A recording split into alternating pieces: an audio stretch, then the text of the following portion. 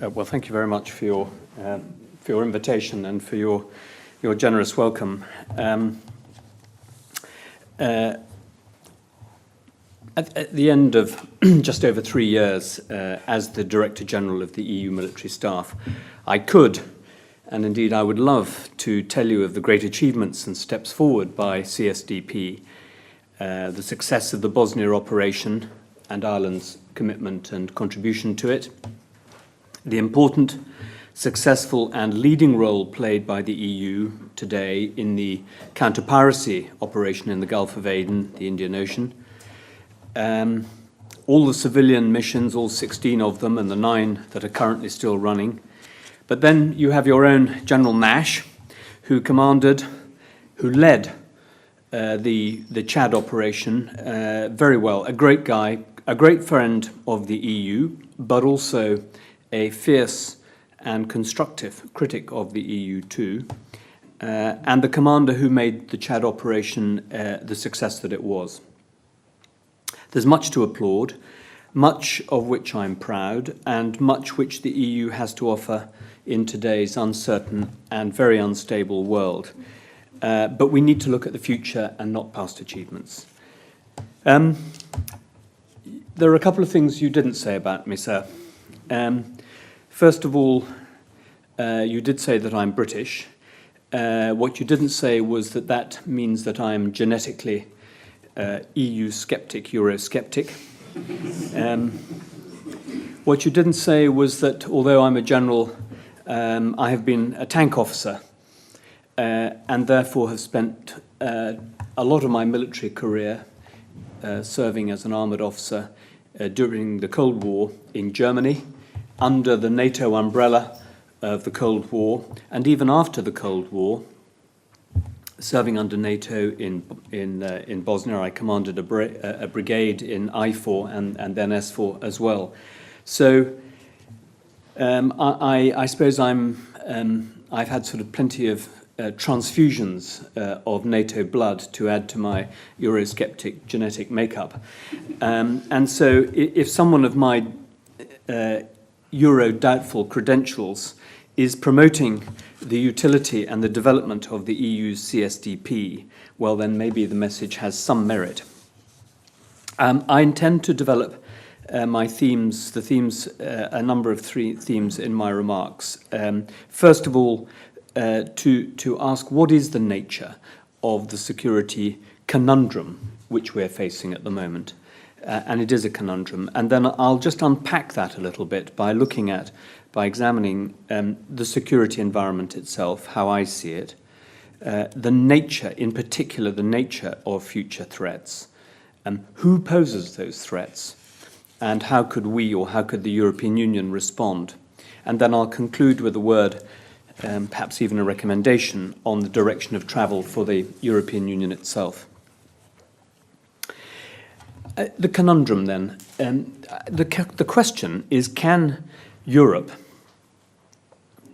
in the grip of this straitened economic and fiscal time in which we live, can Europe afford the luxury of equipping itself with the capabilities to match the full spectrum of threats, risks and instability, not just now, but in the next 30 years, over the next 30 years? And manifestly, the answer to that question is no. And we have to make choices. We have to pick some priorities. And in doing so, we face this conundrum. And the conundrum on one side of it is you have the, if I can sort of use the shorthand of the Rupert Smith view of the world, General Rupert Smith, who wrote an excellent book called On the Utility of Force, the Use of Force, rather. And he concluded in his book that the era of war as we've known it in the past, the industrial war, is over, and that modern confrontation and conflict will not likely be interstate, but rather amongst the people, and what we now rather loosely called hybrid operations. And there's plenty of evidence for his view, not just evidence at the time up to which he wrote the book, but since then as well. Evidence of what we've been up to in the Balkans, in Bosnia, Iraq, Afghanistan, the Ivory Coast, Chad, pirates, global insurgency, terrorism, organized crime, non-state actors. These are all very positive indicators, current indicators of the trend away from the industrial state-on-state war. One asks the question of when did we last deploy, let's say even at low level, a core headquarters, all fully equipped with target plans for air offensive and cruise missile strikes, and equipped with legions of tanks and artillery and mass logistics. And don't forget mass logistics, and prepared for mass casualties. When did we last do that? Well, some people would say, oh, not so long ago, Iraq, even Kosovo. But then my question is not complete. When did we last do that against a fighting opposition? And you have to look back a long way. So yes, the United States is armed and continuing to arm for the full spectrum. And as a superpower, you'd hardly be surprised that they're doing that. The full spectrum of warfighting, from ballistic missiles for conventional offense and defense, through the spectrum to insurgency. I say that advisedly, insurgency as well as counterinsurgency, humanitarian, cyber defense and offense, on the sea, in the air, on land, in space. And so are the Chinese, slowly, bigger, bolder, but perhaps not yet with a clear policy or strategy. And so one comes to the question of how are the Europeans dealing with this, this conundrum which Rupert Smith has exposed. Well, the UK, as a European state, which using the EU expression, a state which I know well, the UK is agonizing over what capabilities it can afford to keep or lose, whether we should have 2 aircraft carriers costing us some 5 billion, whether we should refresh our ballistic missile capability, nuclear capability, whether we should buy phalanxes of joint strike fighters to go on top of these flat tops, these aircraft carriers, whether we should maintain tanks and armoured self-propelled artillery. Is it enough to have some, or is some too few to be relevant? Should we invest more in special forces, and if so, what sort of special forces? Do we go high-tech? Do we need network enhanced capability for forces if they're going to be low-spec, low-tech forces? What is affordable? What are the fights in hybrid operations going to be like? I mean, these are really difficult questions, and they're being forced on governments all around Europe at a time when cuts have to be made now, today, for the next 20 years, before people are really clear in their own minds what the security environment is. Commentators ask the question in the UK whether our huge and expensive focus on the operation in Afghanistan at the moment, important though it is skewing our objective consideration of the nature of conflict and the nature of future instabilities. That we're too focused on Afghanistan and can't see beyond that particular crucible of conflict and confrontation and operations. So how can the European Union collectively judge its contribution to the security and defence environment in the light of this conundrum which not just the UK, but many European Union member states are facing? What is the nature of the security environment? And I return to that question which I posed at the beginning concerning China, India, Brazil, the United States, NATO, the major and developing military powers. Question, are they going to pick a fight with each other or risk escalating a fight from a squabble amongst each other into what would become a general broad-spectrum conflict? Well, I'm not certain. And if I've got to nail my opinion down, I will say that I'm an optimist because, here in Ireland, you catch a bit of optimism. I'm an optimist, and I'm inclined to share Rupert Smith's view, even though he's modified it himself. But even the optimists have doubts, and doubts perhaps about China and its motives, doubts about how the US will react in a competitive economic as well as military and security world. So that's on the one hand. On the other hand, is the nature of the threat, the likely threat, the high probability of conflict, of confrontation, more limited, perhaps localized, geographically localized, in patches, the sort of traditional patches which we know and understand in Africa, the Darfurs, Sudans, Chads, or in the Middle East, the Yemens and Iraqs, or in the Caucasus.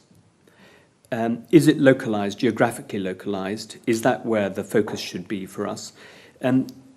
Should we focus on the very sophisticated, focus in one of the mediums, either, for example, in space, or in the cyber arena, or in the maritime arena, or the air? Or should we focus rather more internally on low and high-tech terrorism, the surgical strikes by small determined groups or even individuals? Those are what I would describe as the war amongst the people that Rupert Smith talks about, in which I include cyber, because that is people nowadays. I mean, it's Facebook is cyber, but it's people, and that is where there is already combat operations underway. So, is it there in those arenas, in those localized areas, in those specialized areas, both high and low tech, or is it still a risk of a more general confrontation that we should be thinking about? Of course, it is both to a certain extent, but if you can't afford both, then which? And the question is then, perhaps, who poses the threat, and for what objectives? And I find, and we've been discussing over lunch, the question of Chinese domination, which I suppose you could say is the most likely threat at the industrial war scale, war end of the spectrum. Is the China threat one that we should be worried about? Of course, we have to watch it, we have to be concerned, and India, but not them alone. Will they risk an escalation? And I think that what we perhaps ought to do as part of our diplomacy, and indeed I've just been indulging in some of it for the last 3 days in China, is to try and set up a dialogue with the Chinese to make sure that they do understand the consequences of expanding a blue fleet, a blue waters fleet, that they do understand the consequences of a miscalculation by commanders at a low level, whether it's a ship on his own in a region or even a more senior commander with a decision on pressing buttons. And that dialogue isn't happening, in my view, and having been in China, and I don't think we're having it properly with India either. Particularly in China, the people who are in a real position to have a dialogue and who ought to be having it are, of course, the Americans. But talking to people out there, it seems to me that it's not really a fruitful dialogue. It's quite antagonistic would be too strong, but it's not as convivial or as open or as transparent or as fruitful as it perhaps ought to be. And one of the problems, of course, in China is who you're having the dialogue with in order for it to be meaningful. But what is the Chinese ambition? What would be their strategic end state of having a blue water navy and building up their forces? I mean, one can think of some scenarios where they need, with their economic power, second economy in the world now, to have it matched by a military. Rather like, in the UK, we would never, the last thing that will go will be the guards and the bands outside Buckingham Palace. It's part of the virility symbol of a state. And a state like China has to have that virility symbol. Is that the strategic end state, to have that flag that they can wave? Or is it for something, do they have a sinister ambition? And we don't know that yet. Or should we focus on what I describe as the local spoilers, the spoilers in those other mediums, the organised criminals and the pirates, the regional actors who destabilise the world, the fragile states or the non-state actors who are motivated by resource issues, the water, food issue, or religious issues or ethnic issues, these squabbles are all interlinked usually. Or the global groups that are the spoilers, the Al-Qaeda and terrorist groups for whatever their motivations are. So those are the two threats. My own view, well, I'll leave where I come down and why in a moment. The question is, how should the European Union respond to those threats? And in Europe, indeed in Brussels, there are two parallel processes going on. It's very interesting. One process is the one that's going on in NATO, which is and the process is, I've described this rather inadequately as a sort of top-down process. They're rethinking the NATO strategic concept. They're trying to adapt a Cold War, still trying to adapt a Cold War machinery, organization, down into something more appropriate, down, and even it's in their words, down into something more appropriate for the modern environment. And the parallel process, or a different process, is the European Union process on the military side, where actually the European Union is building something up from individual components and elements and experiences. The 6 military operations which the EU has conducted so far are the building blocks from which the European Union military capability is being developed. So whilst NATO is sort of building down to an adaptive structure, the EU is building itself up to an adaptive structure. And it's interesting to see how each are tackling the same strategic environment which I've been describing. So just to focus on the EU, I think what the EU is trying to work out, and hasn't yet, is how to become not a more potent military, not to have a more potent military capability, and I use that word carefully, potent, but to have more capability, a more useful capability. And it's been inventing its capability and its responses not with some vision, although people have written visions down, but more on the hoof as it goes along, making up the policy, intervening on the spur of a moment, with the exception of the Bosnia operation, which we're still running 4 or 5 years after we took it over from NATO. With the exception of that one, all the other military responses, military operations, have been short-notice responsive operations, not part of a planned policy or long-term strategy of military intervention or involvement or influence. So is the EU just going to go on doing that, or should it start to try and invent to construct some sort of policy? And I think the EU could begin by focusing on 2 principles or themes for the use of our European military and other CSDP instruments. And those 2 principles are protecting our interests and promoting our interests. I'm going to talk about the distinction between protecting and promoting, but perhaps I should just try and define what I mean by interests. Probably that's the subject of books, I guess. What are the European interests? But I would define it from a military perspective in this context as what is the European centre of gravity? And our European centre of gravity is our economic prosperity. If you were to go out into the street and ask any taxpayer what matters, then it's his livelihood, his pay packet, and the justice in which he can receive it. And that all depends in our modern society on economic prosperity. It's a living wage or for an individual, it's a livelihood for a community, and for a state, it's economic prosperity. That is the centre of gravity. Those are the European interests. That is the vital interest. And so, how do we protect and/or promote that? Because people say, well, why promote? I mean, why not just protect? And then I come back to this business model. If you ask any businessman what his ambition is in life, what the aim of his business is, and he will tell you two things. The aim of the business is to stay in business.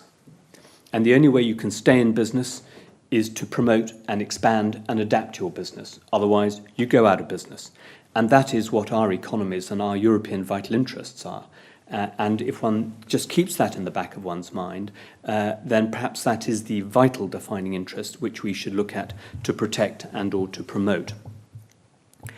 And these roles, protecting our interests and promoting our interests, can be calibrated to our European very modest resources. They can be tailored to Europe's changing but uncertain security and foreign policy ambitions.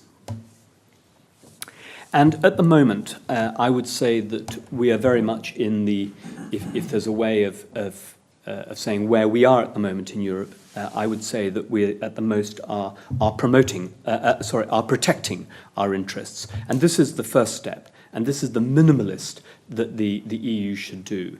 And it's characterized by what we call the crisis management operations. I actually prefer to call it the crisis response, because we are responding at short notice. We're not managing crises at all. We're simply responding to them. That is the characterizing the EU's present situation. So it's a rather responsive approach, this protecting. And what are we protecting? What should we protect? There's a new expression that's doing the rounds at the moment. It's very current, called the global commons. I think it was General Mattis, the custodian of the US Marine Corps' brain, who came up with this. It's a very good expression, I think, although people don't like it. It comes from, its origins are in UK law, but the global commons, it's a term that now describes the arteries, the sinews of the global architecture on which our economies and prosperity depend. So maintaining the stability of that architecture, of protecting the freedom to use that architecture, the freedom from interference of that architecture is where we should, I think, as Europeans start, because that really makes the connection between our prosperity, our economies, and the use of our military instruments. And I think it's the easiest operation we've been able to justify in the European Union and get support for, both politically and in the public, is the counter-piracy operation. And this is exactly what I mean by protecting the global commons, one of the sinews of our economy.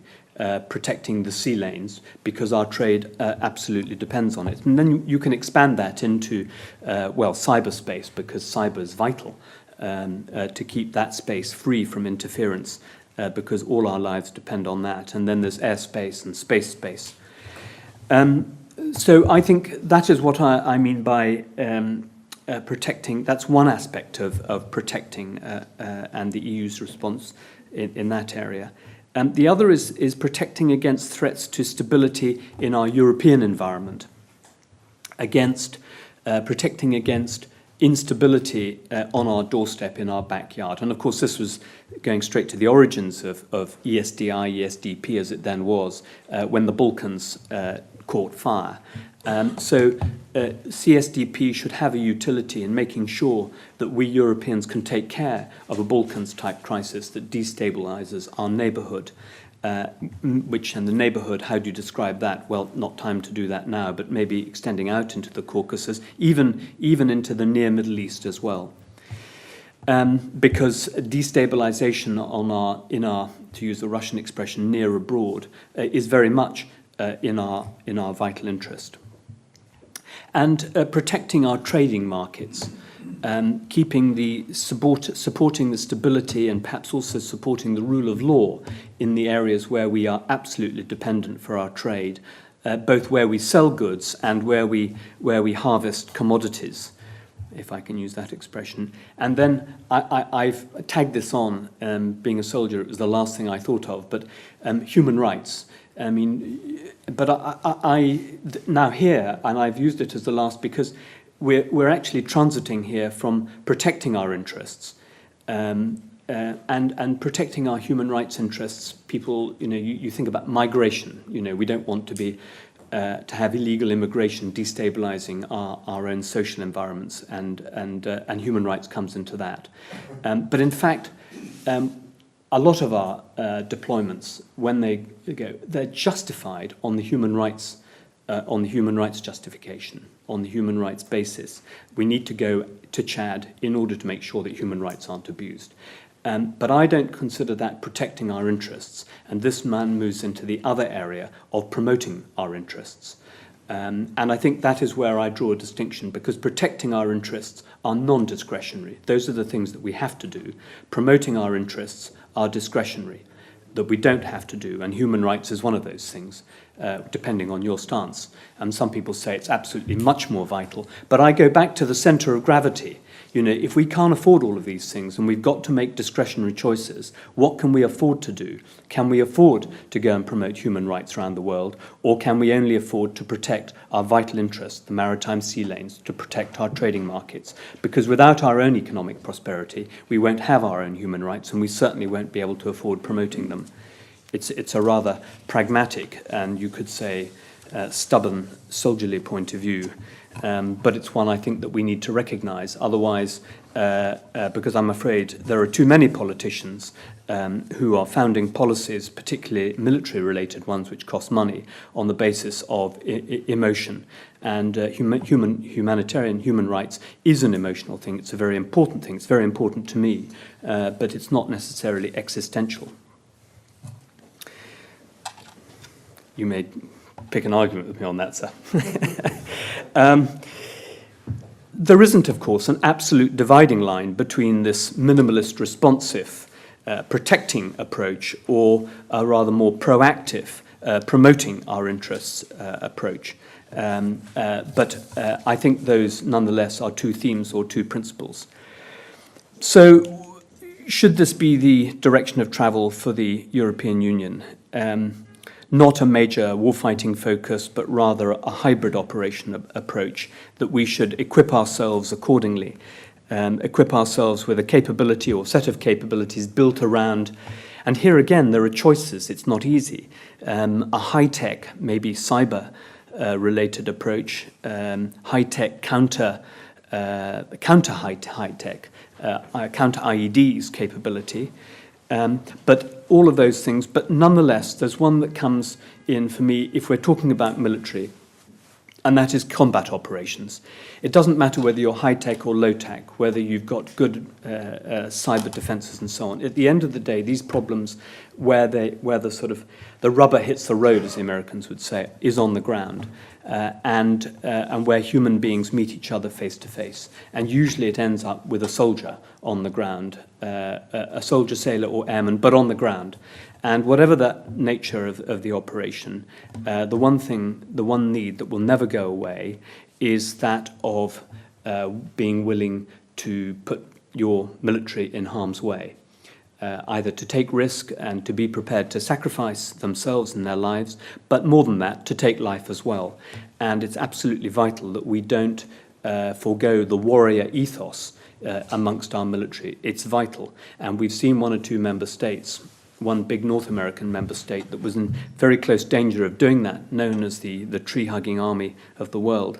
And if we Europeans, and we're in danger of getting that reputation because we're considered, the EU has taken on some rather soft option military operations, but it's fine to take on soft option operations, but at the end of the day, even in a soft option operation, whether it's in Chad or Bosnia or on the seas and the counter-piracy, people have got to be prepared to take risks, to take life and give life.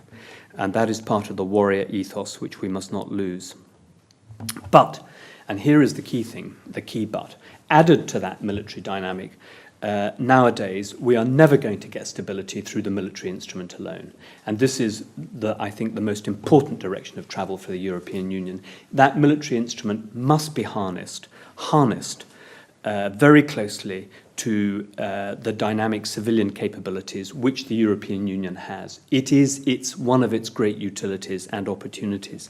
If you look at the lessons from Afghanistan, from Iraq, from Somalia, there's no question that the deciding the deciding element of whether we will have so-called victory in these places or not is the success or otherwise of the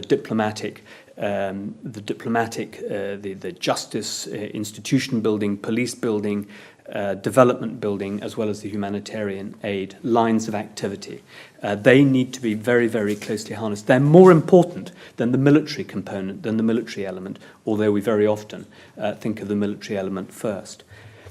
So, to conclude, the challenges for the European Union are to define what its role and ambitions are, or indeed what its limits of ambition in CFSP are. How difficult is that challenge? Well, it's difficult because there are 27 member states which have to agree. And I don't think there will be an agreement to set a role or an ambition. People have tried, and in the end, it comes down to, well, let's see what comes up in the world, and then we'll respond to a given situation when it arises, which is why I think that the EU is likely to end up with my first approach, which is protecting its interests rather than promoting them, because promoting suggests that you thought it through, you've got an active policy, you're going to be proactive, and you know what role you're going to play. And I think that's difficult for the EU to fix at the moment, but I'll come back to it at the very end. The second challenge is to fund developments of military capability, indeed not just developments but maintenance of a military capability at all, both by individual member states and collectively in the Union. Third challenge is to fund the development of civilian capability. One of the reasons why our civilian missions, and perhaps one could focus on the EUPOL mission in Afghanistan, is not a greater success, is that the difficulty in resourcing that mission, not just with sheer numbers, but with all the other elements that go with it, a command and control organization, a continuity with it, and so on, as well as the quantity, which has a quality of its own. That is difficult. And to have a civilian army available and ready in the way that a military army is ready is going to be a real challenge for any individual member state, never mind the Union as a whole. As I mentioned, that next challenge is to harness the civilian and military CSDP instruments together, and not just that, but to harness the Commission's instruments to CSDP as well.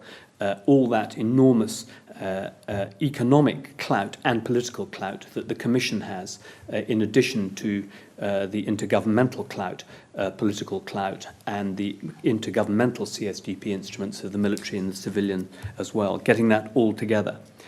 And so what's happening in the European Union today against this background?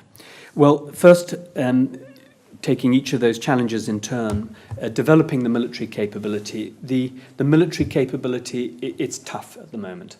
The EDA, the European Defence Agency, is doing its best to try and get people to come together from the member states and collaborate. And the climate for the EDA to do its business has never been better in one sense, and that is that there are lots of member states with declining resource budgets, and the incentive to come together and collaborate has never been greater. But the difficulty of getting the member states to agree, even in small groups, never mind at 27, to collaborate on projects, can't be underestimated, not least because of different views, but industrial protectionism and so on as well. The civilian capability, well, it's not my specialization, it's not my bag. But as I said, it's very difficult to generate a standby deployable civilian army of the sort that we would need to give real meaning to a comprehensive approach, a comprehensive CivMil approach in the active instruments that we deploy. But that is certainly an area which is being worked on at the moment. There are some small signs of progress. The CPCC, the civilian OHQ, is becoming, I think, a little bit more effective. It's finding its feet, it's developed a culture. It's got a long, long way to go, though. On harnessing the civilian and military efforts together, it will take, well, we're on the record here, I think. What I think I can say is that there's a lot of talk about it, a lot of good willing talk about it in Brussels. but little real delivery in this sense yet. And here again, I want to be an optimist. There's been so much talking about the comprehensive approach, about Civ Mil activity, about the lessons that we get out of Afghanistan, Iraq, and all these other crisis areas, that there is a momentum building behind it, but it is slow. And why is it slow? It's slow because there are huge cultural obstacles to overcome. In government departments, the ministries of defence have jealousies over competence with their ministries of foreign affairs. They fight with the treasuries for the resources between them. The development and aid ministries in capitals don't want to talk to or let alone collaborate with other ministries because of the boundaries on accountability and responsibility for their budgets and their activities to Parliament and to the taxpayers, and also because of ministerial ego. Let's not make any bones about it. Ministers want to make their reputations and not to give their money to another ministry to spend comprehensively in some good cause. So there are some real cultural difficulties to overcome, and there are constitutional difficulties, and some member states know them well, of the division of civilian and military chains of command and competence, and therefore very, very clear and very hard constitutional reasons. So getting a Civ Mil culture of collaboration, coordination, cooperation is extremely difficult. But it is coming. The CMPD, the Civilian Crisis Management and Planning Directorate in Brussels, in the Council Secretariat, is beginning to get established, but very slowly. And why? Well, the big reason is because of the External Action Service. The growth of the CMPD has been held up because it is one department within the External Action Service. And the External Action Service, which is going to be the great white hope of bringing all the Civ Mil instruments on the Council Secretariat side together with the Commission, with the High Representative doing what Solana as the Secretary General did before, with the Council Secretariat and CFSP on one hand, in one of her responsibilities, and her other responsibility as Vice President of the Commission, combining the foreign policy influences of both those organisations together, ought to make a big difference. But that establishment is happening very slowly. I can explain off the record why that is happening so slowly and why it's being so obstructed, but it is happening slowly. As a consequence, all the constituent parts of that would really make CFSP and CSDP move forward are in stagnation at the moment. What's my prediction? My prediction is that we won't see anything really delivered, really substantively delivered out of the External Action Service and the growth of that institution for another year to 18 months, if I'm optimistic.